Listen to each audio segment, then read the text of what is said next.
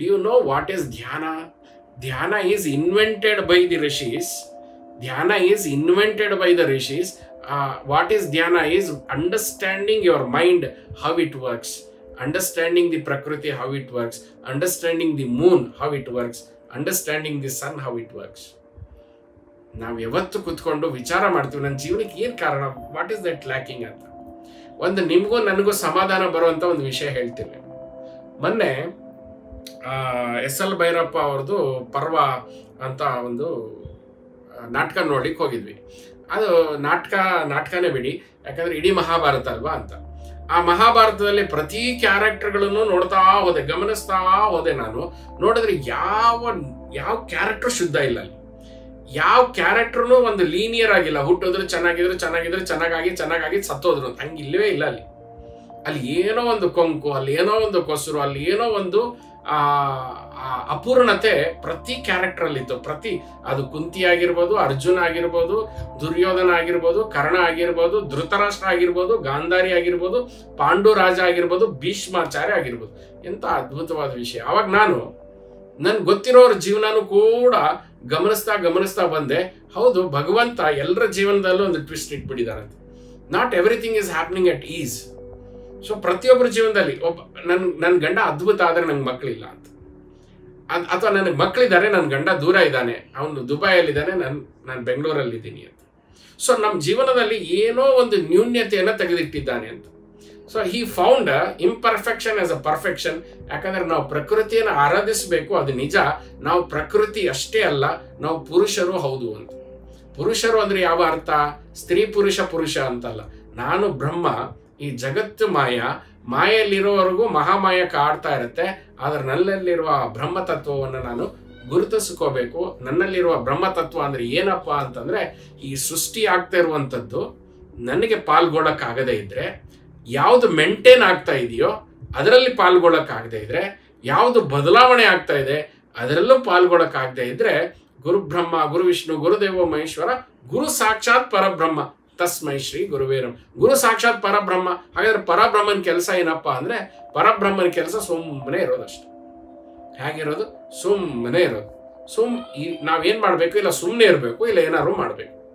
ಅಧ್ಯಾತ್ಮದಲ್ಲಿ ಇಡೋ ಎರಡೇ ದಾರಿ. ಎಲ್ಲ ಕಳ್ಕೋಬೇಕು, ಇಲ್ಲ ಎಲ್ಲ ತುಂಬಿಸ್ಕೋಬೇಕು. ಪೂರ್ಣಮದಂ ಪೂರ್ಣಮಿದಂ ಪೂರ್ಣಶ್ಚ ಪೂರ್ಣಮದಶ್ಚತೆ. ಎಲ್ಲ ತುಂಬ್ಕೋಬೇಕು, ಇಲ್ಲ ಎಲ್ಲ ಖಾಲಿ ಮಾಡ್ಕೋಬೇಕು.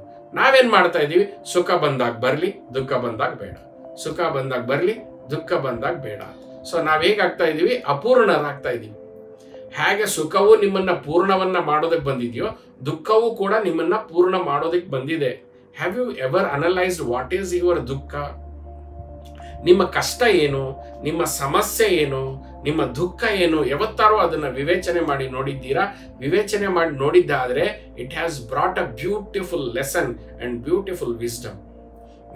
ನಾವೇನ್ ಮಾಡ್ಬಿಡ್ತೇವೆ? ಆ ಸಮಸ್ಯೆಯನ್ನ ಎದುರಿಸಕ್ಕೆ ಇಷ್ಟಪಡದೆ ಮುಖ ತಿರ್ಸ್ಕೊಂಡು ಓಡಾಡ್ತಾ ಇರ್ತೀವಿ. We try to hide, we try to run from our problems, but problems are price of progress.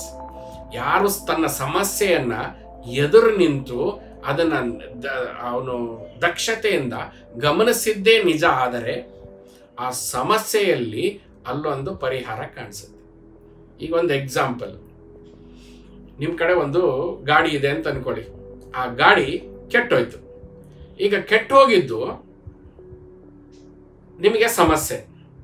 ಸರಿ, ಆ ಮೆಕ್ಯಾನಿಕ್ ಹತ್ರ ಕೊಡ್ತೀರಿ. ಈಗ ಗಾಡಿನ ಮೆಕ್ಯಾನಿಕ್ ಹತ್ರ ಕೊಟ್ಟಾಗ ಯಾವ ಕಾನ್ಫಿಡೆನ್ಸ್ ಅಲ್ಲಿ ಕೊಡ್ತೀರಿ? ನಿಮ್ ಕಾನ್ಫಿಡೆನ್ಸ್ ಅಲ್ಲಿ ಕೊಡ್ತೀರೋ ಅಥವಾ ಮೆಕ್ಯಾನಿಕ್ ಇರೋ ಕಾನ್ಫಿಡೆನ್ಸ್ ಅಲ್ಲಿ ಕೊಡ್ತೀರೋ? ಅದನ್ನ ಹ್ಯಾಂಡಲ್ ಮಾಡ್ಬೇಕಾಗಿರೋದು ನೀವ್ ಹ್ಯಾಂಡಲ್ ಮಾಡ್ಬೇಕಾ, ಮೆಕ್ಯಾನಿಕ್ ಹ್ಯಾಂಡಲ್ ಮಾಡ್ಬೇಕಾ? ಸೊ ಮೆಕ್ಯಾನಿಕ್ ಹ್ಯಾಂಡಲ್ ಮಾಡಬೇಕು. ಈಗ ನಿಮ್ಮ ಸಮಸ್ಯೆ ಮೆಕ್ಯಾನಿಕನಿಗೇನೋ, ನಿಮ್ಮ ಸಮಸ್ಯೆ ಮೆಕ್ಯಾನಿಕನಿಗೆ ಒಂದು ಅಪಾರ್ಚುನಿಟಿ ಅಂತ. Opportunity to exhibit his wisdom, his talent ಅಂತ. ಸೊ ಹೀಗಾಗಿ ಸಮಸ್ಯೆಯ ಒಂದೇ ಮುಖವನ್ನು ನಾನು ನೋಡಿದಾಗ ಅದು ಬೇರೆ ಸಮಸ್ಯೆ ಅಂತ ಕಾಣಿಸುತ್ತೆ. ಅದನ್ನ ಇನ್ನೊಂದು ಮುಖದಲ್ಲಿ ನೋಡಿದ್ರೆ ಅದೊಂದು ಪರಿಹಾರೋಪವಾಗಿ ಬಂದಿದೆ. Every problem is pregnant with solution and every solution is pregnant with problem ಅಂತ. ಇದು ಜೀವನದ ರೀತಿನೇ ಹೀಗೆ ರೀ. ಇದು ಜೀವನದ ರೀತಿ ಹೀಗೆ.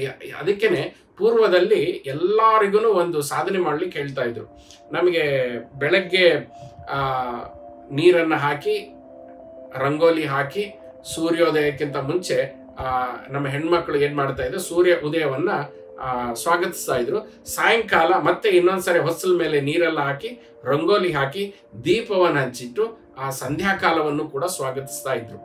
ನಮ್ಮ ಆನ್ಸೆಸ್ಟರ್ ಅಲ್ಲಿ ಮತ್ತೆ ನಮ್ಮ ಗಂಡ್ಮಕ್ಳು ಸಂಧ್ಯಾ ವಂದನೆ ಅಂತ ಮಾಡ್ತಾ ಇದ್ರು. ಅದೀಗ ಕೇವಲ ಒಂದು ಜಾತಿಗೆ ಮಾತ್ರ ಲಿಮಿಟ್ ಆಗಿದೆ. ಆ ಜಾತಿಯವರು ಕೂಡ ಮೆಕ್ಯಾನಿಕಲ್ ಆಗಿ ಮಾಡ್ತಾ ಇದ್ದಾರೆ.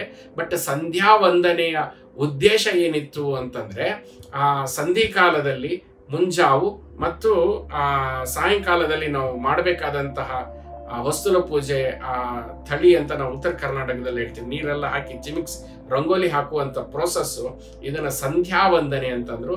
ಸಂಧ್ಯಾ ವಂದನೆ ಇರುವಂತಹ ಅತಿ ದೊಡ್ಡ ಪಾಠ ಏನಪ್ಪಾ ಅಂತಂದ್ರೆ, ಕತ್ಲು ಬರುತ್ತೆ, ಕತ್ಲು ಬಂದೇ ಬರುತ್ತೆ. ಕತ್ಲು ಬಂದಿದೆ ಅಂತ ನಾನು ಹತ್ಕೊಂಡು ಕುತ್ಕೊಳ್ಳಕ್ ಆಗೋದಿಲ್ಲ. ಅದಕ್ಕೆ ಮುಂಜಾವು ಅನ್ನೋದಿದೆ. ಆ ಮುಂಜಾವು ಬಂದೇ ಬರುತ್ತೆ. ಬೆಳಕು ಬಂದಾಗ ಕತ್ಲು ಹೋಗ್ಲೇಬೇಕು. ಬೆಳಕು ಬಂದಾಗ ಕತ್ಲು ಓಡಿ ಹೋಗ್ಬೇಕು. ಆಗ ಬೆಳಕಿರುತ್ತೆ. ಬೆಳಕು ಅಷ್ಟೇ ಇರೋದಿಲ್ಲ, ಬೆಳಕು ರಾರಾಜಿಸಿ ಇರುತ್ತೆ. ರಾರಾಜಿಸಿ ಇರ್ತಾ ಇರ್ತಾ ಇರ್ತಾ ಏನಾಗತ್ತೆ, ಮತ್ತೆ ಸಾಯಂಕಾಲದಲ್ಲಿ ಕತ್ತಲು ಬಂದು ಬೆಳಕನ್ನ ಓಡಿಸುತ್ತೆ.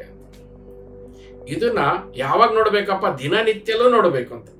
ಈ ಪ್ರಕೃತಿಯ ಲೀಲೆಯನ್ನ ದಿನನಿತ್ಯ ನೋಡಿದಾಗ ಮನುಷ್ಯ ಅಂದ್ರೆ ನಮ್ಮ ಹಳಬರು ಆನ್ಸೆಸ್ಟರ್ಸ್ ಅದರಿಂದ ಒಂದು ಪಾಠ ಕಲ್ತರು.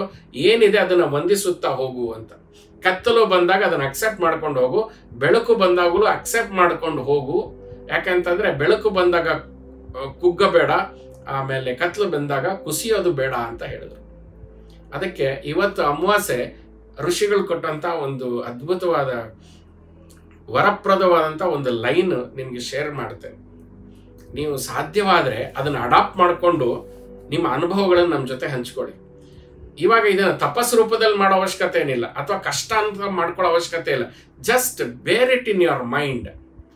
ಬೇರ್ it in your mind that rishis have given a beautiful the remedy for the present life. They said, ಅವ್ರು ಏನು ಹೇಳ್ತಾರೆ ಋಷಿಗಳು ಅಂತಂದ್ರೆ, ನೋಡ್ರಪ್ಪ, always find a place in neutrality ಅಂತ. Always find a place in neutrality. ಯಾವುದು ನ್ಯೂಟ್ರಲ್ ಆಗಿದೆಯೋ, ನೀವು ಯಾವ ವಾದಿ ಆಗಿರ್ಬೇಕು ಅಂತಂದ್ರೆ ನ್ಯೂಟ್ರಲ್ ವಾದಿಗಳಾಗಿರ್ಬೇಕು.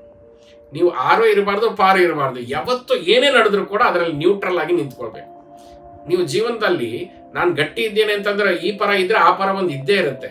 ಒಂದಕ್ಕೆ ವೈರುಧ್ಯದ ಬದುಕೆ ಇದು ದ್ವೈತದೇ ಬದುಕು. ಒಂದ್ರ ಜೊತೆಗೆ ಒಂದು ಅಪೋಸಿಟ್ ಇದೆ. ಹಗಲಿನ ಜೊತೆ ಕತ್ತಲಿದೆ, ದುಃಖದ ಜೊತೆ ಸಂತೋಷನೇ ಇದೆ. ಆದ್ರೆ ನಾವು I will start living in the space called neutrality ಅಂತ. ನಾವು ನ್ಯೂಟ್ರಲ್ ಆಗಿರ್ಬೇಕು. ಮತ್ತೆ ನೀವು ದೊಡ್ಡ ಶಬ್ದ ಸಮಚಿತ್ತತೆ ಅಂತಂದ್ರೆ ಇದು ಭಗವದ್ಗೀತೆ, ಕೃಷ್ಣ ಮಾಡಕ್ಕಾಗತ್ತೆ, ನಮ್ಗೆ ಮಾಡಕ್ಕಾಗಲ್ಲ ಅಂತ ಆಲ್ರೆಡಿ ನಾವು ಸೋಲನ್ನ ಅನುಭವಿಸುವ, ಯುದ್ಧಕ್ಕೆ ಹೋಗಿಂತ ಮುಂಚೆ ಸೋಲನ್ನ ಅನೌನ್ಸ್ ಮಾಡುವಂತಹ ಸಾಧಕರು ನಾವು. ಅದಾಗಬಾರದು. Always fix your mind in the neutrality. ದುಃಖ ಬಂತು, ಫೈಂಡ್ ಅ ನ್ಯೂಟ್ರಾಲಿಟಿ. ಸುಖ ಬಂತು, ಫೈಂಡ್ ಅ ನ್ಯೂಟ್ರಾಲಿಟಿ. ಸೊ ಇದು ಋಷಿಗಳು ಈ ಅಮಾವಾಸ್ಯೆಗೆ ನಮಗೆ ಕೊಟ್ಟಂತಹ ಅದ್ಭುತವಾದ ಅಮೃತ ವಾಕ್ಯ. ಅವರು ದೊಡ್ಡ ಪ್ರವಚನಗಳನ್ನು ಕೊಡೋದಿಲ್ಲ. ಅವರು ಒನ್ ಶಾಟ್ ಆಫ್ ವಿಸ್ಡಮ್ ಅವ್ರು ಇಂಜೆಕ್ಟ್ ಮಾಡ್ತಾರೆ. ಅದನ್ನ ನಾವು ಪ್ರಯೋಗ ಮಾಡಿ ನೋಡ್ಬೇಕು. ಅಂಡ್ ಇದು ಕೊಟ್ಟ ಮೇಲೆ ಈ 3 ದಿವಸ ನಾನು ಪ್ರಯೋಗ ಮಾಡಿ ನೋಡ್ತಾನೇ ಇದ್ದೀನಿ. ಎಂತ ಅದ್ಭುತ, ಎಂತ ಆನಂದ. ಯಾಕಂದ್ರೆ ನಾವೇನ್ ಮಾಡ್ತೀವಿ, ಇಲ್ಲ ನಾವು ಈ ಪಕ್ಷದಲ್ಲಿ ಇರಕ್ಕೆ ಇಷ್ಟಪಡ್ತೀವಿ, ಇಲ್ಲ ಆ ಪಕ್ಷ. ಬೇಕಾದ್ರೆ ಬೇಕಾದ ಕಡೆ ಪಕ್ಷ, ಬೇಡವಾದಾಗ ಬೇಡವಾದ ಕಡೆ ಪಕ್ಷ. ನಾವು ಪಕ್ಷ ಬದಲಾಯಿಸ್ತಾ ಇರ್ತೀವಿ, ಪಕ್ಷಾಂತರಿಗಳಾಗಿರ್ತೀವಿ. ಹೀಗಾಗಿ ದುಃಖ ನಮ್ಮಲ್ಲಿ ಅಂತ. ನಮ್ಗೆ ಸುಖ ಬಂದಾಗ ಸುಖನ ಅಪ್ರಿಷಿಯೇಟ್ ಮಾಡೋದೆಲ್ಲ, ದುಃಖನ ಎಕ್ಸ್ಪೆಕ್ಟ್ ಮಾಡ್ತಿರ್ತೀವಿ. ದುಃಖದಲ್ಲಿ ಬಂದಾಗ ಸುಖನ ಎಕ್ಸ್ಪೆಕ್ಟ್ ಮಾಡ್ತಾ ಇರ್ತೀವಿ. ವೈರುಧ್ಯದಲ್ಲಿ ಬದುಕ್ತಾ ಇರ್ತೀವಿ. ಯಾವುದಿದೆ ಅದ್ರ ಬಗ್ಗೆ ತೃಪ್ತಿ ಇಲ್ಲ. ಅದಕ್ಕೆ ಹೇಳಿದ್ರಪ್ಪ, set your mind in neutrality ಅಂತ. Set your mind in neutrality. Then ಈ ಜೀವನದ ಗ್ರಾಫ್, ಈ ಏರಿಳಿತಗಳು ನಮ್ಮನ್ನ ಬಾಧಿಸೋದಿಲ್ಲ ಅಂತ. ಮತ್ತೆ ಹೇಗಪ್ಪ ಇದು ಸಾಧನೆ ಮಾಡಬೇಕು? ಪ್ರತಿ ಸಾರಿ ನಾನು ಬೀಳ್ತೀನ, ಪರವಾಗಿಲ್ಲ, ಅದನ್ನ ಅನುಷ್ಠಾನಕ್ಕೆ ತರಬೇಕು. ನಾವೇನ್ ಮಾಡ್ತೀವಿ, ಸೋತ ತಕ್ಷಣನೇ ನಮ್ಗೆ ಆಗಲ್ಲ ಅಂತ ಬಿಟ್ಬಿಡ್ತೀವಿ. ಅದು ಹಾಗಾಗಬಾರ್ದು. ಸೋತ ತಕ್ಷಣ ಆಗಲ್ಲ ಅಂತ ಬಿಡಬಾರ್ದು. ಸೋತ ತಕ್ಷಣ it is a pause, not an end. ಎಲ್ಲೋ ಒಂದ್ ಕಡೆ ಬಿದ್ರಿ, ನೀವು ಅನ್ಕೊಂಡಿದ್ದು ಆಗ್ಲಿಲ್ಲ, ನೀವು ಅನ್ಕೊಂಡಂಗೆ ಜೀವನ ಆಗ್ಲಿಲ್ಲ ಅಂತ. ಬುದ್ಧನ ಮತ್ತು ಸುಜಾತಳ ಈ ಕಥೆನ ನೀವು ತಿಳ್ಕೊ. ಬುದ್ಧ ಮತ್ತೆ ಕಿಸಾ ಗೌತಮಿಯ ಕತೆ ನೀವು ಮರಿಬಾರ್ದು.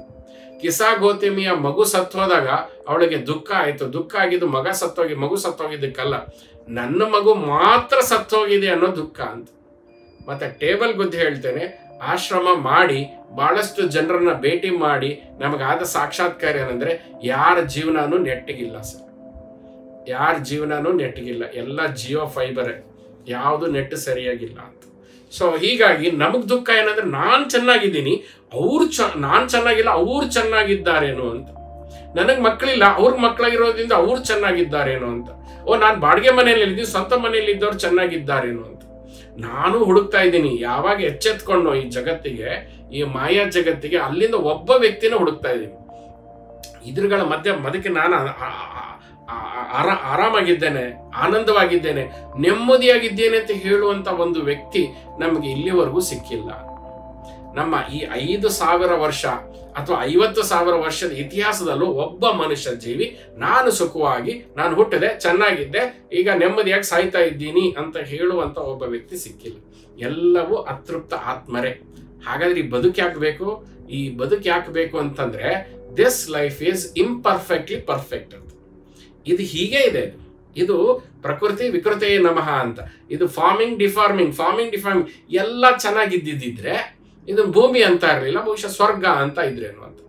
ಈ ಭೂಮಿಯಲ್ಲಿ ಏನಾಗ್ಬಿಟ್ಟಿದೆ ಸಮಸ್ಯೆ ಅಂತಂದ್ರೆ, ನಾವು ಒಳ್ಳೆಯವರಾಗೋಣ ಅಂದ್ರೆ ಕೆಟ್ಟದ್ದು ಬಿಡೋದಿಲ್ಲ, ಕೆಟ್ಟವರಾಗೋಣ ಅಂದ್ರೆ ಒಳ್ಳೆಯದು ಬಿಡೋದಿಲ್ಲ, ಮಧ್ಯ ಬಂದು ಸಿಕ್ಕಾಕೊಂಡ್ಬಿಟ್ಟಿದೀವಿ ಅಂತ.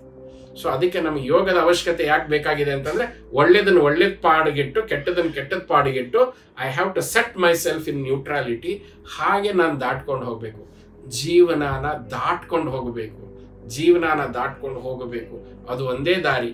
ನೀವು ದಾಟ್ಲಿಲ್ಲ ಅಂತಂದ್ರೂ ಜೀವನ ನಿಮ್ಮನ್ನ ಧೂಳಿನ ತರ ಗೂಡಿಸ್ತಾರಲ್ಲ, ನಮ್ಮನ್ನ ಆ ತರ ಗೂಡಿಸ್ಕೊಂಡೇ ಕರ್ಕೊಂಡು ಹೋಗುತ್ತೆ. Better let us awaken to this reality, let us understand what is bothering me ಅಂತ. ನನ್ನ ಮನಸ್ಸಿಗೆ ನೋವು ಕೊಡ್ತಾ ಇರೋದು ಯಾವುದಪ್ಪ, ನನ್ನ ದುಃಖಕ್ಕೆ ಕಾರಣ ಏನಪ್ಪ ಅಂತ. ಅತಿ ದೊಡ್ಡ ಕಾರಣ ಈ ಆಸೆ ಹೇಳ್ತಾರಲ್ಲ, ಆಸೆ ದುಃಖಕ್ಕೆ ಮೂಲ ಅಂತ. ಆಸೆನೂ ದುಃಖಕ್ಕೆ ಮೂಲ ಅಲ್ಲ, ನಮ್ಮ ಎಕ್ಸ್ಪೆಕ್ಟೇಷನ್ ಇದೆಯಲ್ಲ, ಜೀವನ ಹೀಗೆ ನಡಿಬೇಕು ಅನ್ನುವಂತಹ ನಮ್ಮ ನಿರೀಕ್ಷೆ ಇದೆಯಲ್ಲ, ಆ ನಿರೀಕ್ಷೆಗೆ ನಿರಾಸೆ ಕಾರಣ ಅಂತ. ಎಲ್ಲೋ ಒಂದೆರಡು ಕಡೆಗೆ ನಾವು ಅನ್ಕೊಂಡಂಗೆ ಆಗಿರಬಹುದೇನೋ, ಆ ಆಗಿರಬಹುದು ಅನ್ನೋದು ಒಂದು ಭ್ರಮೆಯನ್ನು ಸೃಷ್ಟಿ ಮಾಡುತ್ತೆ. ಆ ಭ್ರಮೆ ಹೇಳುತ್ತೆ ನಾನು ಮಾಡಿದ್ದೆಲ್ಲ ಆಗತ್ತೆ ಅಂತ. ಹಾಗಿಲ್ಲ. ಆದ್ದರಿಂದ ನಿಮಗೆ ದುಃಖ ಆದಾಗ 2 ವಿಷಯಗಳನ್ನು ಜ್ಞಾಪಕ ಇಟ್ಕೊಳ್ಳಿ. Law of ಇಂಪರ್ಮನೆನ್ಸ್. ಇದು ಲಾ ಆಫ್ ಇಂಪರ್ಮನೆನ್ಸ್. ಇಲ್ಲಿ ಯಾವುದು ಶಾಶ್ವತವಲ್ಲ, ಎಲ್ಲವೂ ಅಶಾಶ್ವತ. ಇದನ್ನ ಫಿಲಾಸಫಿಯಾಗಿ ತಗೊಂಡ್ರೆ ಮುಗ್ದೇ ಹೋಯ್ತು, ಅಮಾವಾಸ್ಯೆ. ಆದ್ರೆ ಇದನ್ನ ನೀವು ಜೀವನದ ಒಂದು ಧಾರಣ ಅಂತ ತೆಗೆದುಕೊಂಡ್ರೆ, ಧಾರಣ ವಾಕ್ಯ ಅಂತ ತೆಗೆದುಕೊಂಡ್ರೆ, ಐ ಹ್ಯಾವ್ ಎಕ್ಸ್ಪೆರಿಮೆಂಟೆಡ್ ಈ ಫಿಲಾಸಫಿಯಾಗಿ ತೆಗೆದುಕೊಂಡು ಅದನ್ನ ಆರಾಧನೆ ಮಾಡದೆ, ಈ ಫಿಲಾಸಫಿಗಳನ್ನ ಎಲ್ಲಿ ಉಪಯೋಗಕ್ಕೆ ಬರಬೇಕು, ನಿಮ್ಮ ಅಧ್ಯಾತ್ಮ ಎಲ್ಲಿ ಉಪಯೋಗಕ್ಕೆ ಬರಬೇಕು, ಕಷ್ಟದಲ್ಲಿ ಉಪಯೋಗಕ್ಕೆ ಬರಬೇಕು. ಸುಖದಲ್ಲಿರೋ ಅಧ್ಯಾತ್ಮ ತಗೊಂಡು ನಾವೇನ್ ಮಾಡೋಣ? ನಾವು ಕಲಿತಂತ ಅಷ್ಟು ವಿಷಯಗಳು ನಮ್ಮ ಪ್ರಜ್ಞೆಯಲ್ಲಿ ಇರಬೇಕು ಅಂತ. ಶ್ರುತಿ ಸ್ಮೃತಿ ಪುರಾಣ ನಾಮಂತ ನಾವು ಕಲಿತ ಎಲ್ಲ ಅಧ್ಯಾತ್ಮ ವಿಜ್ಞಾನ, ಆ ವಿಸ್ಡಮ್ ನಮ್ಮ ಸ್ಮೃತಿಯಲ್ಲಿ ಇರಬೇಕು. It should be available any time. ಯಾವಾಗ ಅವೈಲೇಬಲ್ ಇರುತ್ತೆ ಅಂತಂದಾಗ, ಯಾವಾಗ ಶ್ರುತಿ ಸ್ಮೃತಿ ನಾನು ಪ್ರತಿ ಸಾರಿ ಅದನ್ನ ಸ್ಮರಿಸ್ತಾ ಇರ್ತೇನೋ, ಸ್ಮರಣೆಯಲ್ಲಿ ಇರ್ತೇನೋ, ಶ್ರವಣ ಮನನ ನಿಧಿಧ್ಯಾಸನದಲ್ಲಿ ಇರ್ತೇನೋ, ಆವಾಗ ನನ್ನ ಸ್ಮೃತಿಯಲ್ಲಿ ಆ ಒಂದು ವಿಜ್ಞಾನ ಇರುತ್ತೆ. ಆವಾಗ ಕಷ್ಟ ಟೈಮಲ್ಲಿ ಕರೆಕ್ಟಾಗಿ ಅದು ಬುದ್ಧಿವಾದ ಹೇಳುತ್ತೆ ಅಂತ. ನಾವು ಅಲ್ಲಿ ಕಲಿತೀವಿ, ಬಿಡ್ತೀವಿ. ವಾಟ್ ನೆಕ್ಸ್ಟ್ ಆಟಿಟ್ಯೂಡ್ ಜನ ನಾವು. ವಾಟ್ ನೆಕ್ಸ್ಟ್ ಏನಪ್ಪ ಅಂತ. ಅರೆ ಇದನ್ನು ತಿಳ್ಕೊಂಡ್ರೆ ದಾಟಿದ್ವು ಅಂತ. ಸೊ ಇವತ್ತಿನ ಅಮಾವಾಸ್ಯದ ಋಷಿಗಳ ಒಂದು ಮಾರ್ಗದರ್ಶನ ಏನಪ್ಪಾ ಅಂತಂದ್ರೆ, always set your mind in neutrality first. ಎರಡನೇದು ಇದೀ ಲಾ ಆಫ್ ಇಂಪರ್ಮನೆನ್ಸ್, ಅಶಾಶ್ವತ. ಪ್ರತಿಯೊಂದು ಅಶಾಶ್ವತ. ನಾವೇನ್ ಮಾಡ್ತೀವಿ, ಹಿಪೋಕ್ರೈಟ್ಸ್. ಸುಖದಲ್ಲಿದ್ದಾಗ ಸುಖ ಶಾಶ್ವತ ಅನ್ಕೋತೀವಿ, ದುಃಖದಲ್ಲಿದ್ದಾಗ ಅದು ಯಾಕೆ ಹಾಗೆ, ಇದು ಬೇಗ ಹೋದ್ರೆ ಸಾಕು ಅಂತ ಹೇಳ್ತೀವಿ. ಸುಖನೂ ಅಶಾಶ್ವತ, ದುಃಖನೂ ಅಶಾಶ್ವತ. ಸೊ ನಾವು ನಮ್ಮ ಈ ವಿಷಯಗಳ ಮೇಲೆ ನಾವು ಗಮನ ಹರಿಸೋಣ. ಮನುಷ್ಯರಾಗಿರೋದಕ್ಕೆ ಒಂದೇ ಒಂದು ಕ್ವಾಲಿಟಿ ನಮ್ಮಲ್ಲಿ ಏನಂದ್ರೆ, ನಾವು ವಿಚಾರ ಮಾಡಬೇಕು ಅಂತ. ವಿಚಾರ ಮಾಡಿದಾಗ ಒಂದು ಅದ್ಭುತವಾದ ವಿಷಯಗಳು ಋಷಿಗಳು ಕಂಡುಕೊಂಡ್ರು. ಪ್ರತಿಯೊಬ್ಬ ಮನುಷ್ಯ ಜೀವಿಯಲ್ಲೂ ಕೂಡ ಒಬ್ಬ ಋಷಿಯ ಮೂಲ ಇದೆ ಅಂತ. ನಾವು ಯಾವ ಮೂಲದವರು? ಋಷಿಯ ಮೂಲದವರು. ಪ್ರತಿಯೊಬ್ಬ ವ್ಯಕ್ತಿಯಲ್ಲೂ ಕೂಡ ಋಷಿಯ ಮೂಲ ಇದೆ ಅಂತ. ಋಷಿ ಅಂದ್ರೆ ಯಾರು ಅಂದ್ರೆ, ಅವನು ಯಾರ ವಿಚಾರ ಕ್ರಾಂತಿಯನ್ನ ಮಾಡಿದ್ದಾನೋ, ಯಾವನು ತನ್ನ ಈ ಜೀವನದಿಂದ ಟ್ರಾನ್ಸೆಂಡ್ ಆಗಿ ಮುಂದಿನ ಲೆವೆಲ್ಗೆ ಹೋಗಿದ್ದಾನೋ ಅಥವಾ ಮುಕ್ತನಾಗಿದ್ದಾನೋ ಅವನನ್ನು ನಾವು ಋಷಿ ಅಂತ ಹೇಳ್ತೇವೆ. ಬನ್ನಿ ಇವತ್ತು ಈ ಎಲ್ಲ ಸೋ ಕಾಲ್ಡ್ ಫಿಲಾಸಫಿಗಳು ಮತ್ತೆ ಋಷಿಗಳ ಜ್ಞಾನ ವಿಜ್ಞಾನವು, ಅವ್ರ ವಿಸ್ಡಮು ಅವರೆಲ್ಲ ರೆಡಿ ಮಾಡಿಕೊಟ್ಟಿದ್ದಾರೆ. ನಾವು ಬುದ್ಧನಾಗುವ ಋಷಿಗಳಾಗಿ, ಶಂಕರರಾಗಿ, ರಾಮಾನುಜರಾಗಿ, ಮಧ್ವಾಚಾರ್ಯರಾಗಿ ಅಥವಾ ಬಸವಣ್ಣನಾಗಿ ಏನೋ ರೀಇನ್ವೆಂಟ್ ಮಾಡೋ ಅವಶ್ಯಕತೆ ಏನಿಲ್ಲ. ಎಲ್ಲವೂ ಧಾರಾಕಾರವಾಗಿ ಅವರು ನಮಗೆ ಕೊಟ್ಟಿದ್ದಾರೆ. ನಾವು ಅದನ್ನ ತೆಗೆದುಕೊಂಡು ನಮ್ಮ ಜೀವನದ ಕಂಡೀಷನ್ ಹೇಗಿದೆ ಹಾಗೆ ಅದಕ್ಕೆ ಅಡಾಪ್ಟ್ ಮಾಡ್ಕೋಬೇಕು. ಉಪನಿಷತ್ ಕಥೆಗಳೇನಾಯ್ತು, ಉಪನಿಷತ್ ಕಾಲಘಟ್ಟದಲ್ಲಿ ಇದ್ದಂಥದ್ದು, ಅದು ಅವಾಗ ಸೂಟ್ ಆಗ್ತಾ ಇತ್ತು. ನೀವು ಆಸ್ ಇಟ್ ಈಸ್ ಫಿಲಾಸಫಿ ತಗೊಂಡ್ರೆ ದುಃಖ ಆಗುತ್ತೆ, ದುರಂತ ಆಗುತ್ತೆ, ಅಪ್ಲೈ ಮಾಡ್ಲಿಕ್ಕೆ ಆಗೋದಿಲ್ಲ. ನೀವು ಯಾವುದೇ ವಿಸ್ಡಮ್ನ ತಗೊಂಡಾಗ ನಿಮ್ಮ ಜೀವನಕ್ಕೆ, ನಿಮ್ಮ ಪರಿಸ್ಥಿತಿಗೆ ಅದನ್ನ ಅಡಾಪ್ಟ್ ಮಾಡಿಕೊಂಡಾಗ ಅವಾಗ ಆ ಒಂದು ವೇದ ವಿಜ್ಞಾನ, ಉಪನಿಷತ್ ಜ್ಞಾನ, ಆ ಗಂಗೆ ನಮ್ಮನ್ನ ಪರಿಶುದ್ಧ ಮಾಡ್ತಾ ಹೋಗುತ್ತೆ. ಆವಾಗ ನಾವೇನ್ ಮಾಡ್ತೇವೆ, ಹುಣ್ಣಿಮೆ ಮತ್ತು ಅಮಾವಾಸ್ಯೆಯ ಈ ಡ್ಯುಯಾಲಿಟಿಯಿಂದ ಆಚೆ ಬರ್ತೇವೆ. ಯಾಕೆ ಅಂತಂದ್ರೆ, ನಾನು ಹುಣ್ಣಿಮೆನೂ ನನಗೆ ಬೇಡ, ಅಮಾವಾಸ್ಯೆಯೂ ನನಗೆ ಬೇಡ, ಏಕಾದಶಿಯೂ ನನಗೆ ಬೇಡ, ನಾನು ನಿತ್ಯ ನಿರಂತರತೆಯಲ್ಲಿರ್ತೇನೆ ಅಂತ. ನಿತ್ಯ ನಿರಂತರತೆಯಲ್ಲಿರ್ತೇನೆ. Never lose your continuity, never lose your continuity. ಅದಕ್ಕೆ ಋಷಿಗಳು ಹೇಳ್ತಾರೆ, ಒಳ್ಳೇದನ್ನ ಕಂಡ್ಕೋ, ಒಳ್ಳೇದನ್ನ ಮಾತಾಡು, ಒಳ್ಳೇದನ್ನ ನೋಡು. ಯಾಕೆ ಅಂತ ಹೇಳಿದ್ರು, ಯಾಕಪ್ಪ ಅದು ಮಾಡ್ಬೇಕಂದ್ರೆ ನಾವೇನ್ ಸಣ್ಣ ಮಕ್ಕಳ ಅಂತ. ಅವ್ರು ಹೇಳ್ತಾರೆ, ಇಲ್ಲ, ನಿನ್ನಲ್ಲಿ ಒಳ್ಳೆತನ ಇದ್ರೆ ಮಾತ್ರ ಅದು ಕಾಣಿಸುತ್ತೆ ಅಂತ. ಹಾಗಾದ್ರೆ ಹೆಚ್ಚು ನೋಡಿದಾಗ ಏನಾಗುತ್ತೆ, ಹೆಚ್ಚು ನೋಡಿದಾಗ ನನ್ನಲ್ಲಿರೋ ಒಳ್ಳೆತನ ಹೆಚ್ಚಾಗುತ್ತೆ ಅಂತ. ಯಾವಾಗ ನನ್ನಲ್ಲಿರೋ ಒಳ್ಳೆತನ ಹೆಚ್ಚಾಗುತ್ತೋ ಪ್ರಪಂಚದಲ್ಲಿಯೂ ಕೂಡ ಆ ಒಳ್ಳೆತನವೇ ಕಾಣಿಸುತ್ತೆ. ಯಾವಾಗ ಅದು ರೌಂಡ್ ಆಫ್ ಆಗುತ್ತೆ, ಪೂರ್ಣವಾಗುತ್ತೆ, ನೀವು ಸತ್ಯಯುಗದಲ್ಲಿ ಇರ್ತೀರಿ, ಇಲ್ಲ ಸ್ವರ್ಗದಲ್ಲಿ ಇರ್ತೀರಿ, ಅಥವಾ ಜೀವನ್ಮುಕ್ತರಾಗಿರ್ತೀರಿ ಅಂತ. So my life is my own making.